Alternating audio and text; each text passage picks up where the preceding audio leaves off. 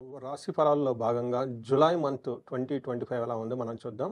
July month గనక మనం చూసుకుంటే, ఈ మంత్ అంతా మనకి ఆషాఢ మాసంతోనూ, లాస్ట్ వీక్ వచ్చేటప్పుడు మనకి శ్రావణ మాసంతో ఉంది. ఈ జులై మంత్‌లో కొన్ని ముఖ్యమైన విశేష పర్వదినాలు కూడా ఉన్నవి. అవి ఎలాంటి రాశి వాళ్ళైనా సరే ఖచ్చితంగా మిస్ అవ్వకుండా మీకు తగిన విధంగా గనక విశేషమైన దిశల్లో పూజలు గనక చేసుకుంటే చాలా బాగుంటుంది. అందులో ముఖ్యంగా ఫస్టు మనకి వారాహి నవరాత్రులు జరుగుతూ ఉన్నవి. ఇవి మనకు వచ్చేటప్పుడు జులై 4th వరకు ఉన్నాయి. ఆల్రెడీ గనక ఎవరైనా గనక స్టార్ట్ చేసి ఉంటే స్టార్ట్ చేయండి. మిస్ అయ్యి ఉంటే అట్లీస్ట్ లాస్ట్ 3 డేస్ ఖచ్చితంగా చేసుకోండి. ఎవరెవరో చేసుకోవాలంటే ఎవరైతే భార్యాభర్తలు ప్రాబ్లమ్ అయ్యి లవ్ మ్యారేజ్ చేసుకొని తర్వాత ప్రాబ్లమ్ గనక ఫేస్ చేస్తూ ఉంటే ఇలాంటి వాళ్ళు, లేదంటే కొంతమంది డైవర్స్ దాకా వెళ్ళిపోయి అక్కడ ఆగిపోయి ఉంటారు. అలాంటి వాళ్ళు వీటితో భాగంగా వీళ్ళు ఇంతే కాకుండా ఎవరైనా రియల్ ఎస్టేట్ రిలేటెడ్‌లో ప్రొఫెషన్‌లో ఉన్న వాళ్ళు కానివ్వండి, లేదంటే వ్యవసాయదారులకు పంట దిగుబడి సరిగా లేకపోయినా గానీ, వీళ్ళంతా ఖచ్చితంగా వారాహి నవరాత్రులు చేసుకోండి. మీకున్న సమస్యల నుంచి బయటపడిపోతారు. ఇంతే కాకుండా గురు పూర్ణిమ ఉందండి జులై 10న. ఈ రోజు కూడాను గోచారంలో కానీ, జన్మ జాతకంలో గురువు సరిగా లేకపోయినా, ఎవరికైనా గురువు మహాదశ నడుస్తూ ఉన్నా గానీ, ఆ రోజు మీకు విద్య నేర్పిన టీచర్లు కానివ్వండి, గురువులు కానివ్వండి, లేదంటే మీరు ఆశ్రమాలు కానివ్వండి, మఠాలు కానీ విజిట్ చేయటము, శ్రీకృష్ణుని యొక్క గుడులు మీరు దర్శించుకోవటం గనక చేస్తూ ఉంటే, మీకు ఈ గురు గ్రహంలో ఉన్న దోషాలన్నీ తొలగిపోయి చక్కగా వృద్ధి చెందుతారు. అంతేకాకుండా మీకు నాగపంచమి చాలా ఇంపార్టెంటు. ఈ రోజున నాగుల చవితికి గనక మీరు పుట్టలో గనక నాగుల పంచమి రోజున గనక పుట్టలో పాలు పోసి భక్తి శ్రద్ధలతో ఆ విశేష దినాన్ని గనక జరుపుకున్నా గానీ, పెళ్లి కాని వాళ్ళకి పెళ్ళి అవ్వటము, పిల్లలు కలగని వాళ్ళకి పిల్లలు కలగటం, ఇలాంటివన్నీ చాలా మంచి మంచి విషయాలు మీకు జరిగే అవకాశం ఎక్కువగా ఉంటుంది మీ లైఫ్‌లో. సో, మనం ఈ మేషరాశి ఫలితాలు చూసుకునే ముందు ఇందులో ఉన్న నక్షత్రాలు గనక మనం చూస్తే, అశ్విని 1, 2, 3, 4 పాదాలు, కృతిక 1 పాదం, భరణి 1, 2, 3, 4 పాదాలంతా మనకి మేషరాశిలో ఉంటారు. పేరు బలం గనక మనం చూసుకుంటే వీళ్ళకి చూ, చే, చో, లా, లి, లు, లే, ఆ నక్షత్రాలంతా కూడా మనకి మేషరాశిలో ఉంటారు. గ్రహస్థితి బట్టి గనక మనం చూసుకుంటే, జులైలో ముఖ్యంగా 2 గ్రహాలు మారుతూ ఉన్నాయండి. ఒకటి సూర్యుడు, రెండోది శుక్రుడు. ఈ సూర్యుడు 3వ ఇంట్లోంచి 4వ ఇంట్లో వెళ్ళటం వల్ల మిక్స్డ్ రిజల్ట్ ఉంటుందని చెప్తారు.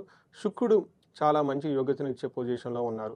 ఇప్పుడు మనం గ్రహస్థితి గనక మనం చూసుకుంటే వీళ్ళకి సూక్ష్మ గోచారము, లఘు గోచారం అన్న కాన్సెప్ట్ ప్రకారం కనుక చూసుకుంటే, జులై మాసం అంతా వీళ్ళకి అగౌరవం జరిగే సంఘటనలు ఎక్కువగా ఉంటుంది. మీకు ధనం రావాల్సింది రాదు. అలానే కూడా మీకు విపరీతంగా ధనం అయితే ఖర్చేమీ కాదు. ఓవరాల్‌గా కనుక చూసుకుంటే ఫైనాన్షియల్‌గా చాలా బెనిఫిట్ ఉంటుంది. మంచి ప్రాఫిట్ ఉంటుందని మీరు తెలుసుకోవచ్చు. మనం సూర్యుని యొక్క స్థితి గనక మనం గమనిస్తే గోచార రీత్యా సూర్యుడు 3వ ఇంట్లో ఉండి 4వ ఇంట్లోకి షిఫ్ట్ అవ్వటంతోటి ఫస్ట్ 15 డేస్ మీకు చాలా పాజిటివ్‌గా ఉంటుంది. తర్వాత మీకు కొంచెం ఆటంకాలు ఎదురయ్యే అవకాశం ఎక్కువగా ఉంటుంది. మనకు మహర్షులు సంస్కృతంలో ఏం చెప్తారంటే, వీళ్ళకి అంతఃక్లేశః గృహఛిద్రం సౌఖ్యహానిమభోజనం ప్రయాణే విఘ్నమాప్నోతి చతుర్థే రవి సంయుతే అని మనకి శాస్త్రాలు వివరించారు. దీని ప్రకారం అంతఃక్లేశః అంటే మనసులో ఏదో ఒక విచారం పట్టడం, ఇంటిలో భయం గొలిపే సంఘటనలు జరగటం, సుఖంగా లేకపోవటము, సుభోజనం భోజనం టయానికి చేయకుండా ఉండటం, ప్రయాణాలు గనక చేస్తే ఆటంకాలు వచ్చే అవకాశం ఎక్కువగా ఉంటుంది. ఇదంతా మనకి సూర్యుడు 4వ ఇంట్లో 15th తర్వాత ఉండటం వల్ల జరిగే పరిణామాలని అనుకోవచ్చు. అదే సూర్యుడు మనకి 10th హౌస్‌లో దృష్టి ఉండటం వల్ల ప్రొఫెషన్ రిలేటెడ్ మ్యాటర్స్‌లో చాలా చక్కగా బాగుంటారు. మంచి అచీవ్‌మెంట్స్ ఉంటుంది. ప్రమోషన్‌లో జాబ్‌లో గనక ప్రమోషన్స్ వచ్చే అవకాశం, లేదంటే ఒక మంచి హ్యాపీ న్యూస్ వినే అవకాశం కూడా మీకు ప్రొఫెషన్‌లో చూపిస్తూ ఉంటుంది. ఈ ప్రకారంగా సూర్యుడు గనక చూసుకుంటే మీకు మిక్స్డ్ రిజల్ట్ ఇస్తున్నారు అని మనం చెప్పుకోవచ్చు. అయితే నెక్స్ట్ మనం చెప్పుకోబోయే ప్లానెట్ కుజుడు. వీళ్ళకి మీకు 5వ ఇంట్లో ఉండటం వల్ల ఇది సరైన అంత యోగ్యతనివ్వదు. మనకి కుజుడు వచ్చేటప్పటికి మీకు కొన్ని ప్రతికూలమైన పరిస్థితుల్ని కలిగిస్తూ ఉంటారు.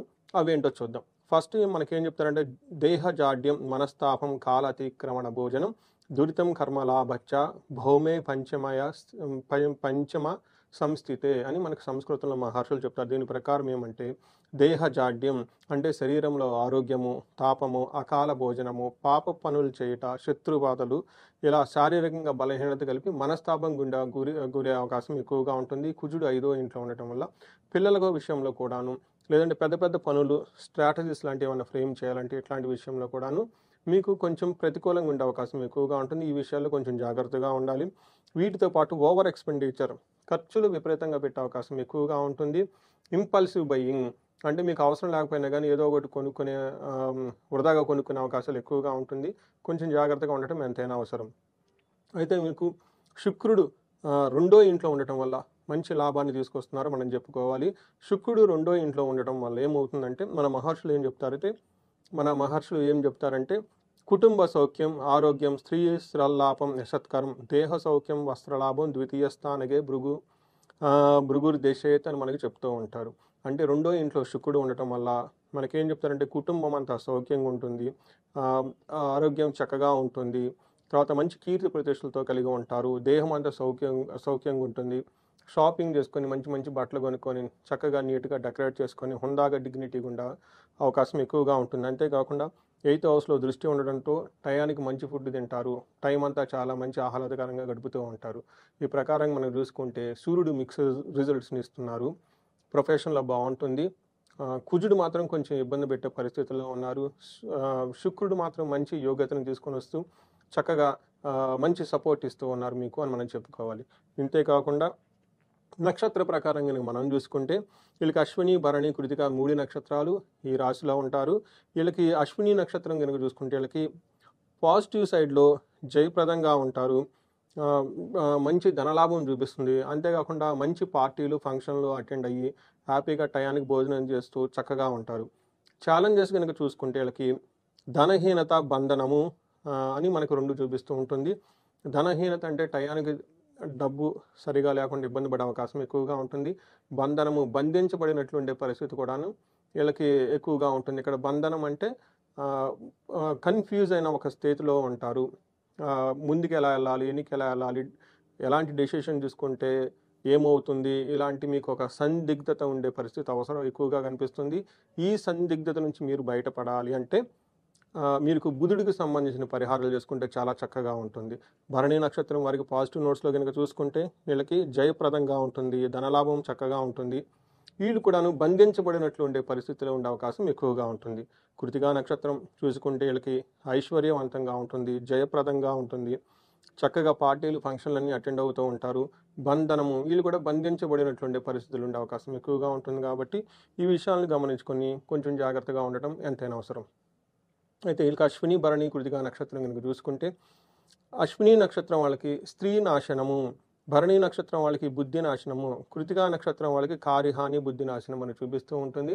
ఇక్కడ స్త్రీ నాశనం అంటే వీళ్ళ సరౌండింగ్స్లో ఎవరైనా కనుక ఒక లేడీస్, అది ఇంట్లో కానీ బయట కానీ ఉండి వాళ్ళు కొంచెం ఇబ్బంది పడుతూ వాళ్ళు ఇబ్బందికి గురి అవడం ద్వారా మీరు కొంచెం ఇబ్బందులు పడిపోయే అవకాశం ఎక్కువగా ఉంటుంది. అదేవిధంగా భరణి నక్షత్రం వాళ్ళకి రాంగ్ డెసిషన్ తీసుకునే అవకాశం ఎక్కువగా ఉంటుంది. పర్టికులర్గా ట్రాన్సాక్షన్స్ ఏవైతే జరుగుతూ ఉంటుందో ఆన్లైన్ షాపింగ్ కానివ్వండి, మనీ ట్రాన్స్ఫర్ కానీ ఇలాంటి విషయాల్లో మనీ డీలింగ్స్ చేసేటప్పుడు రాంగ్ ట్రాన్సాక్షన్ చేసే అవకాశం ఎక్కువగా ఉంటుంది. ఇది గమనించుకొని కొంచెం నిదానంగా ట్రాన్సాక్షన్స్ 1-2 సార్లు వెరిఫై చేసి డాక్యుమెంట్ల మీద సైన్ చేయటం, ట్రాన్సాక్షన్ చేయటం కనుక చేస్తూ ఉంటే చాలా బాగుంటుంది. అంతేకాకుండా కృతికా నక్షత్రం వాళ్ళకి కార్యహాని, బుద్ధినాశం 2 చూపిస్తూ ఉంటుంది. ఇక్కడ మీ రాంగ్ డెసిషన్ తీసుకోవడంతో ఒక పని ఆటంకానికి ఎదురయ్యి అది డిస్టర్బ్ అయ్యే అవకాశం ఎక్కువగా ఉంటుంది. సో ఈ ప్రకారంగా మనం నక్షత్రం ప్రకారం చూసుకున్నాం. ప్రతి నక్షత్రం వైజ్ ఇప్పటిదాకా మనం చర్చించుకోవడం జరిగింది. ఈ నక్షత్రం వాళ్ళకి ఎవరైతే గనక ధనాన్ని గురించి ఇబ్బంది పడుతూ ఉన్నారో వీళ్ళు కుబేర పాశుపత అభిషేకం చేయించుకుంటే చాలా చక్కగా కలిసి వస్తుంది. ఎవరికైనా భార్యాభర్తల మధ్య గొడవలు కానివ్వండి, లేదంటే శత్రుత్వం కనుక ఎక్కువగా ఉంటే వీళ్ళు చండీ హోమం చేయించుకుంటే చాలా ఉంటుంది. ఇది కాకుండా ఇంకా వేరే ఇండివిజువల్గా జాతకాన్ని కనుక ఏమైనా